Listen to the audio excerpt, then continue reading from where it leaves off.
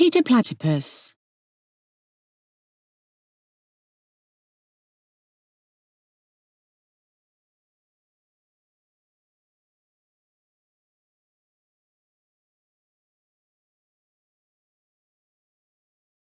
Swish, swish, slither and slide, Peter Platypus was trying to hide.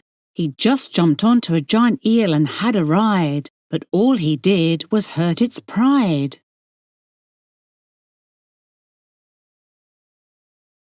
The eel was angry and wanted to fight, but Peter Platypus was in full flight. He swam among the tall green reeds, only coming to the surface for a breath of air and shake off a leech that clung to his hair.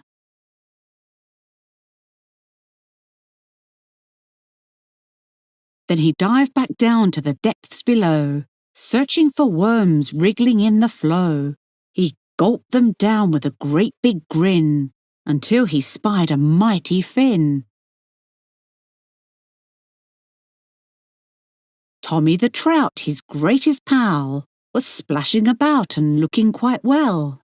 The two then played at hide and seek, rushing around and under a log, when Tommy suddenly found a frog that had wandered in from a nearby bog. The frightened frog swam away for his life, with Tommy the trout breathing down his neck, when Peter Platypus gobbled him up with a peck.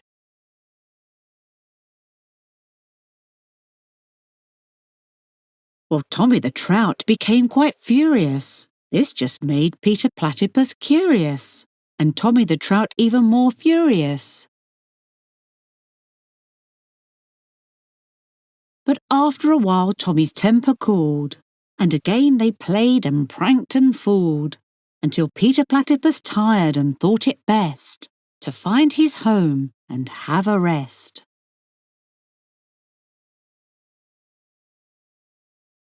So Tommy swam off to search for frogs, while Peter Platypus crawled up over several logs, then into his home a hole in the river bank, and into a deep, deep sleep he sank.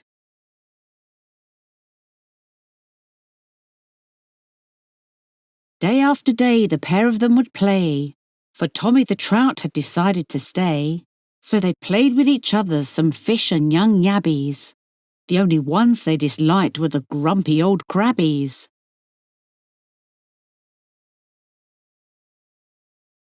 Then one day Tommy spied a wriggling worm up high. Wow, he thought, oh me, oh my. Gulp, gulp, gulp, and his mouth was shut, with the worm deep down when he felt a cut.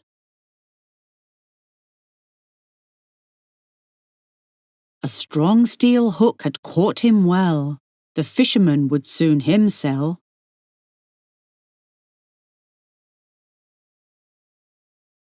Peter Platypus swam around and around. Swish, swish, swish, and all in vain.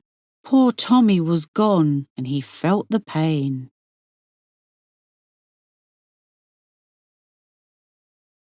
Next day Peter Platypus found a frog that happened to be playing in a bog.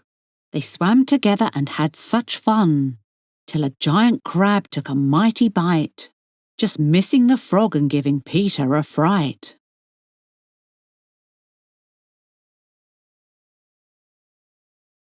Peter Platypus swam away, away, till he found a duck that wanted to play.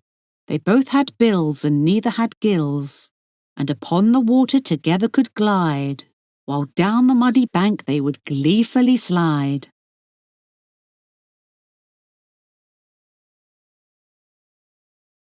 Other days Peter Platypus played with the eels.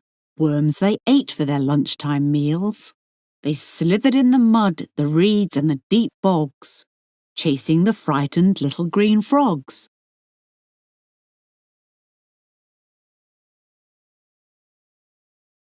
It was in the reeds that Jake the water snake was hiding, right by where Peter Platypus was sliding.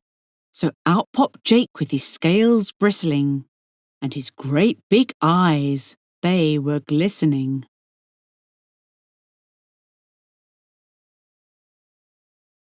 A frightened Peter swam away, until he found a bank of clay. He started to dig and dig and dig, until the hole was so very big.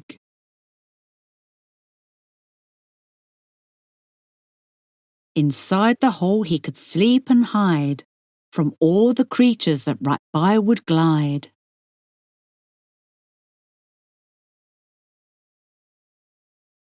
Well, very soon Peter Platypus found that to his hole often came a hound. It was huge and fearsome and really quite smelly. Poor Peter was scared and felt like jelly.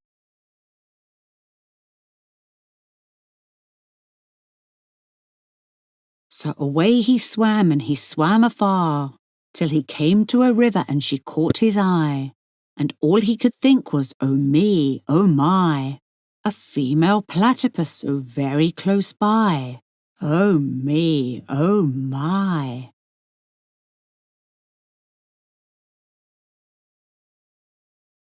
They dug a home in the bank of the river, where they could live and she could deliver 2 tiny eggs that would very soon hatch, and for them all Peter food would catch.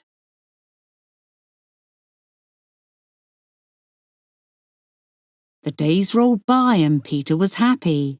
He so loved being a platypus pappy. And then one day the young ones swam away, leaving Peter Platypus with his mate to play.